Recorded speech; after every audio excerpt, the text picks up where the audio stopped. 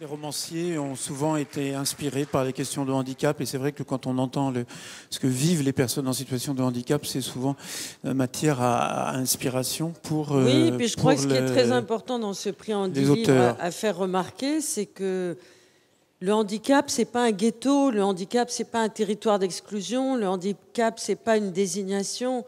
Le handicap fait de plus en plus partie de la société. C'est pour ça que je crois que ce prix littéraire revêt une importance particulière parce que c'est un prix littéraire, point. Et d'ailleurs, on va bien le voir avec la personne qui va obtenir ce prix. On va le voir avec le premier prix. Jean, vous allez nous lire la liste des nominés pour ce prix Handy Livre catégorie roman. Alors, premier, Malentendu de Bertrand Leclerc aux éditions Actes Sud. Le deuxième, Une simple petite annonce, Loïc Leboeuf, Édit Livre. Un jour, ils entendront mes silences, Marie-Josée Martin, édition David. Elle danse avec la folie, Mélanie Fortin, édition JCL.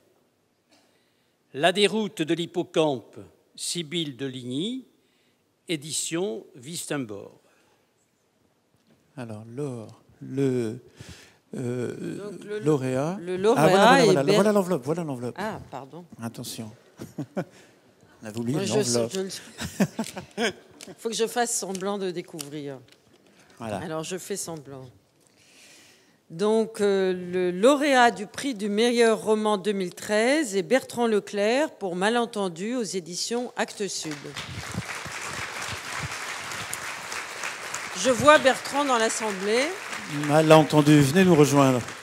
Malentendu, c'est l'histoire d'une famille qui découvre le handicap de son fils Julien. Ça se passe, il est né dans les années 60 et cet enfant est sourd et les parents vont être confrontés au dilemme sur la langue des signes ou l'oralisation. On peut résumer comme ça, en quelques mots. Dites-nous un petit mot. Oui, alors il faut dire que Bertrand Leclerc n'est pas un inconnu dans le monde littéraire. Cela fait une bonne vingtaine d'années qu'il publie des essais, qu'il publie des romans, qu'il a participé à la vie littéraire de manière très importante. Il a été notamment le collaborateur de Maurice Nadeau pendant longtemps à la Quinzaine littéraire.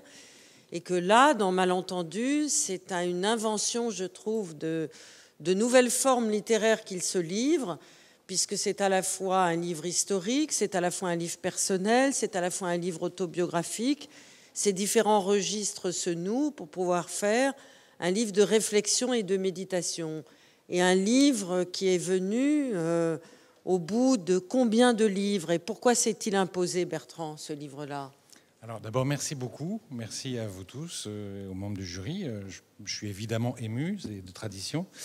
Comment il s'est imposé? En tout cas, il a mis très longtemps à mûrir et ça va me permettre de dire que je suis très heureux de ce prix, que j'en partage le bonheur. J'en partagerai tout à l'heure le bonheur avec ma fille qui n'est pas là, mais qui est un des personnages secondaires du livre, mais évidemment important dans la démarche d'écriture, puisque j'ai une fille qui a 20 ans et qui est sourde de naissance. Et donc voilà, il y a 20 ans à peu près que je suis, comme je dis, tombé en surdité, que j'ai découvert ce monde de la surdité dont j'ignorais tout, que j'ai découvert la violence qui a été générée par l'interdiction de la langue des signes en 1880, qui a perduré tout au long du XXe siècle, et voilà 20 ans que je suis stupéfait que cette histoire soit à ce point méconnue, y compris l'ostracisme que ça a représenté et les difficultés que ça représente encore aujourd'hui dans le monde sourd, sur la scène sourde, où il y a beaucoup de combats entre oralistes et gens qui signent. Et bon, Malentendu n'a évidemment pas du tout pour objet de prendre parti. C'est pas un livre militant, d'une part. Moi, je ne suis pas sourd, donc ce n'est pas un livre de sourd. Par contre, il est vraiment clairement écrit dans cette position de parent d'enfants sourds pour essayer de déplier cette violence historique, essayer d'en comprendre un peu les enjeux, dans l'espoir de la dépasser, dans l'espoir qu'on puisse aboutir à une scène qui soit beaucoup moins guerrière.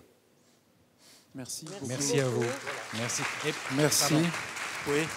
Il n'y a pas qu'aux femmes qu'on offre des bouquets. Merci beaucoup, Laure. Non, juste, je voulais préciser quand même que le livre a été écrit après une pièce de théâtre, réalisée au sein de l'IVT, et que je dois beaucoup à Emmanuel Laborie, que je dois beaucoup à tous les comédiens sourds avec qui j'ai travaillé pendant une année, et sans lesquels il aurait été totalement impossible de créer le personnage principal du livre, qui bénéficie de toutes leurs expériences, certaines très belles et quelques-unes très violentes. Et rappelons qu'Emmanuel Laborie continue son travail remarquable dans des conditions très difficile sur le plan de son théâtre et qu'il faut essayer de la soutenir et d'aller à chaque fois qu'elle fait une création parce que le contexte n'est pas formidable pour elle, mais son instinct de créatrice et l'équipe qui est autour d'elle continue à maintenir cet esprit de liberté, de possibilité de transmission. Et je crois que c'est très important. J'aurais pas su le dire aussi bien. Absolument. Merci beaucoup. Est-ce que c'est bon pour la photo ? Je vous remets le trophée. Et en vous le remettant, je pense à tous ceux qui n'ont pas eu le prix, mais qui ont été très appréciés par le jury. Malheureusement, je vous remets à vous le trophée. Et merci aux autres. Merci. Merci.